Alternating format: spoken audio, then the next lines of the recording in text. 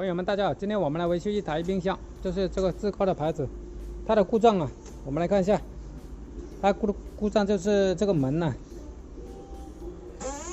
看到没有？非常有节奏感。它就是这里啊生锈了之后，这里就容易出现这种声音。想要解决这个声音的话，必须把这里拆了，这里拆掉，然后呢，这个地方也拆掉就把整个门拆下来，把那个生锈的地方给它除下锈，然后呢再加点润滑油上去，这个故障就解决了。现在我们先把这里拆掉，整个门给它拆掉。这个门上面呢，就是这个盖子，把它打开之后有3个螺丝，现在我们把它卸了。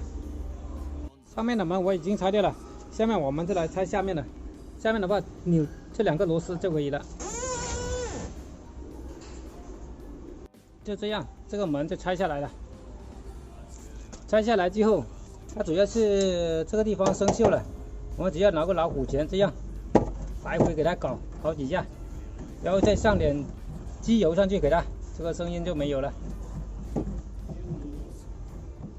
很简单的，然后怎么拆就怎么装回去。